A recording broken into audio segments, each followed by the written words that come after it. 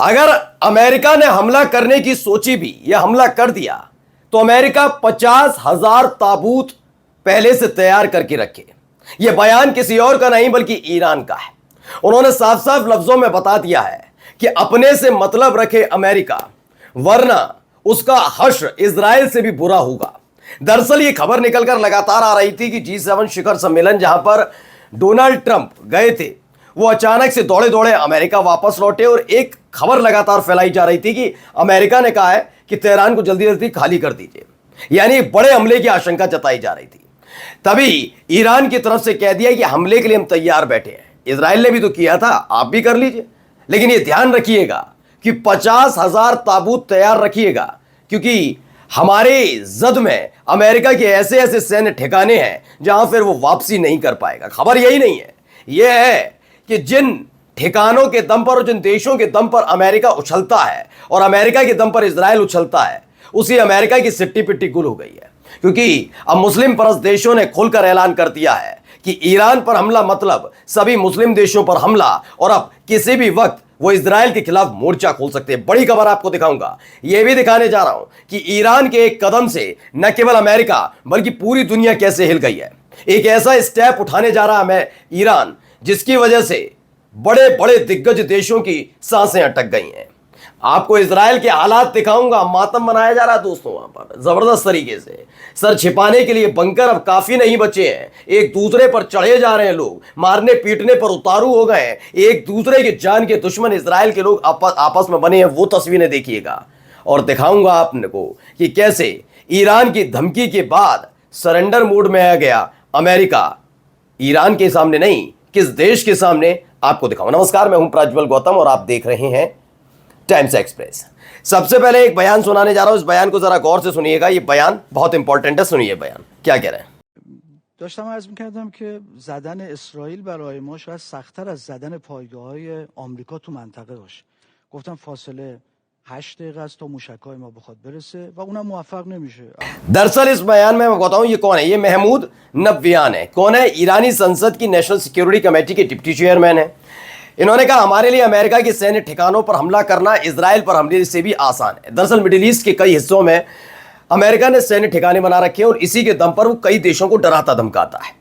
बार बार ये बताता है कि मैं तो इजराइल के साथ खड़ा हूं, ध्यान रखना, सैन्य अड्डे हैं, तुरंत बुला दूंगा, अमेरिका से भेजने की जरूरत नहीं है।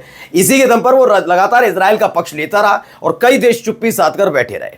लेकिन ईरान के साथ ऐसा नहीं है। ईरान ने कहा अगर आप हमला करने की सोच रहे हैं तो देखिए क्या है, हमारे लिए अमेरिका के सैन्य ठिकानों पर हमला करना इजराइल पर हमले से भी आसान है। अगर अमेरिका ने ईरान पर हमला किया तो उसे अपने सैनिकों के लिए 50,000 ताबूत तैयार रखने होंगे।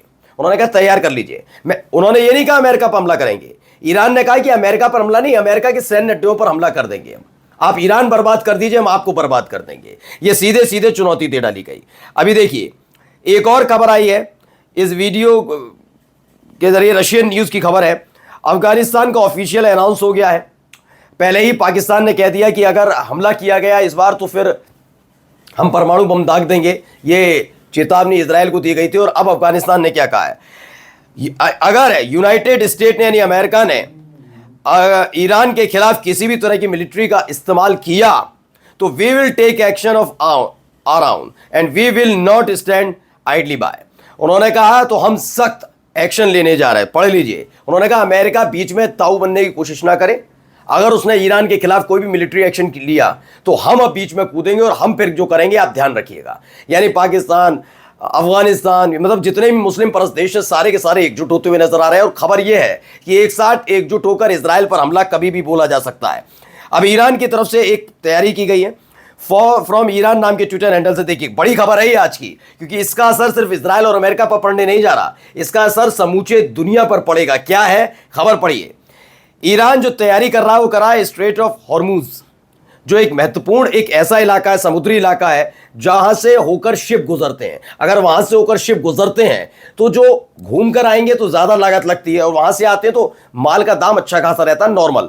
लेकिन अब जब घूम कर आएगा शिप तो उसकी तादाद बढ़ जाएगी, पैसा ज्यादा खर्च होगा, पैसा ज्यादा खर्च होगा तो उस प्रोडक्ट की कीमत बढ़ जाएगी। ये एक बहुत दिक्कत होगी। और खास तौर पर क्या है, उन्होंने कहा if Iran closes the strait of Hormuz, या अगर ये बंद कर दिया हॉर्मुज तो क्या होगा, जो तेल के दाम हैं वो बढ़ जाएंगे, तकरीबन 30% सप्लाई पर असर पड़ेगा और ये एक बहुत मुश्किल स्थिति में लाकर पूरी दुनिया को खड़ा कर देगा। अच्छा, इस बात को आसानी से बहुत हल्के में इसलिए नहीं ले सकते हैं क्योंकि हर किसी ने देख लिया, जब गजा पर हमला हो रहा था तो आपको याद होगा यमन ने यही किया था, हूती लड़ाकों ने यही किया, रेड सी को ब्लॉक किया तो किया, इजराइल के जहाजों पर कब्जा कर लिया, इजराइल के समर्थक देशों के जहाजों पर कब्जा कर लिया और कुछ को डुबो दिया। फिर अमेरिका और ब्रिटेन दोनों गए थे ऑपरेशन करने रेड सी में, हूती लड़ाकों को खत्म कर देंगे, यमन को बर्बाद कर देंगे। हुआ क्या आखिर में? दोनों को खदेड़ दिया। ब्रिटेन ने पहले सरेंडर किया, मैंने कहा हम भी नहीं मानने, हम भी चल दे रहे हैं कि जीत ही नहीं पाए। तो ये स्थिति, तो इसलिए मैंने मालूम है जब यमन हूती लड़ाके कर सकते हैं तो ईरान तो पहले से तैयार बैठा हुआ और कितना ताकतवर है, इसलिए इसका बड़ा खासा असर पड़ा है। इसका क्या असर पड़ा है भी आपको दिखाऊंगा, लेकिन पहले ये देख लीजिए, ताज़ा वीडियो है, ये एक वीडियो निकल कर सामने आई है, पहले वीडियो देखिए। तो ये हाइफा है, इजराइल में भीषण आग लगी है और विस्फोट हुआ है। एक अचानक से मिसाइल गिरी, बताया गया 1 से 2 मिसाइलें यहां पर गिरी हैं, जिसके बाद हालत खराब हो गई। लगातार धुआं उठ रहा है, आसमान में धुआं उठ रहा है और बहुत बुरी तरह से हालात है। द मुस्लिम की एक खबर है। अब देखिए वहां क्या हो रहा है, इसकी वजह से लगातार एक मातमी आवाज़ें सुनाई दे रही है, सुनिए।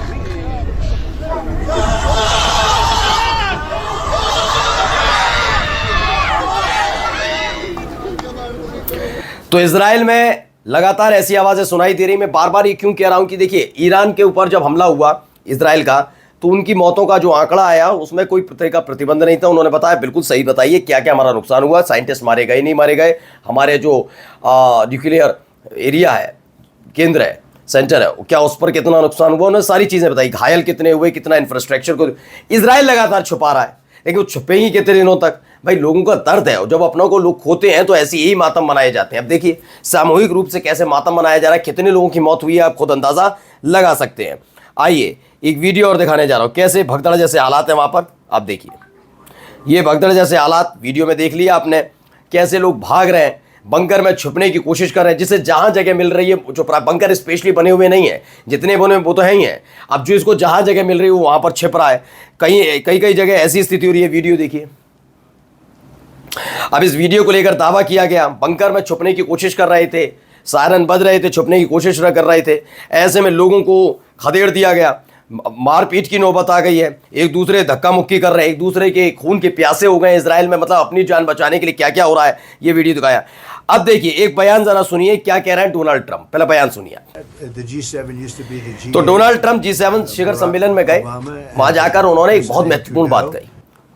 दरअसल आपको मैंने दिखाया, ईरान ने पहले ही कह दिया कि हम पर हमला अमेरिका ने किया तो ध्यान रखना हम क्या करेंगे, हम आपके सैन्य अड्डों पर हमला कर देंगे। उन्होंने ईरान ने अफगानिस्तान में मोर्चा खोल दिया।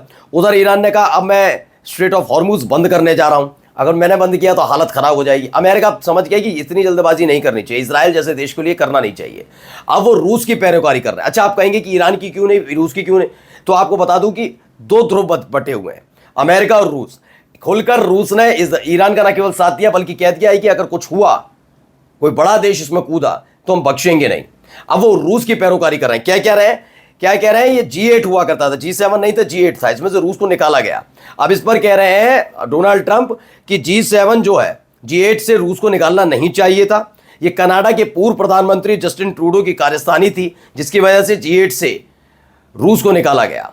यानी अब खुलकर वो रूस के पक्ष में बोलते नजर आ रहे हैं। कनाडा जिस देश के साथ उनके अच्छे संबंध, कनाडा जो उनका पड़ोसी देश, कनाडा जिसे अमेरिका के नाम से भी पहचाना जाता है, एक अच्छे मतलब कनाडा के और ब्रिटेन ये सारे के सारे एक ही तरफ रहते हैं। उसी कनाडा के पूर्व प्रधानमंत्री के लिए उन्होंने कहा ये उनकी कार्यस्थानी थी। यानी रूस की अब हिमायती बनते नजर आ रहे हैं। उनको समझ में आ गया है कि मिडिल ईस्ट के अंदर जो कुछ उनके सैन्य अड्डे हैं वो कभी भी ध्वस्त हो सकते हैं, क्योंकि लोगों में अब नाराजगी अमेरिका को लेकर भी, इजराइल की वजह से। अब ऐसे में उनका एक ही व्यक्ति साथ दे सकता है, उनका नाम है सिर्फ और सिर्फ पुतिन। इसलिए लगातार आप देख भी रहे हैं यूक्रेन को लेकर वो ज्यादा उत्साहित नजर नहीं आते। अब एक जाते जाते खबर दिखा रहा हूं, इजराइल इन इंडिया नाम का एक ट्विटर हैंडल है, उसने एक बात छापी है, सोचिए कितना बेबस और लाचार हो गया। ईरान का मिसाइल प्रोग्राम अब केवल एक क्षेत्रीय खतरा नहीं रहा, ओके, दुनिया का सबसे खतरनाक शासन अब ऐसे मिसाइलों का मालिक है जो यूरोप तक पहुंच सकते हैं। यानी इनका भी मानना है कि ईरान कितना खतरनाक है। लेकिन ये इजराइल पे जो नुकसान हुआ उसके बारे में नहीं बता रहे, ये यूरोप के लोगों देशों को भड़का रहे हैं कि तुम संभल कर रहो, ईरान तुम पर हमला करेगा, जैसे डोनाल्ड ट्रंप की हत्या करना चाहते हैं, बेंजामिन नेतन्याहू का बयान था। वैसे ही अब कह रहे हैं यूरोप, वो अमेरिका साथ नहीं आ रहा तो यूरोपीय देश साथ आ जाए, तो उनको डरा रहे हैं, धमका रहे हैं कि भाई देख लो ईरान के पास इतनी ताकत है। यानी घुटने टेक दिए बेंजामिन नेतन्याहू ने, साफ है। और इससे भी ज्यादा विनाशकारी मिसाइलों का विकास जारी है। ये कल ही की नहीं, आज की समस्या है। इजराइल वही कर रहा है जो करना जरूरी है। इजराइल क्या कर रहा है पता नहीं, लेकिन इजराइल क्या करना चाह रहा है दुनिया समझ रही है। ट्रंप नहीं मिले तो यूरोपीय देश ही सही, कोई तो बचा ले इजराइल को। नमस्कार।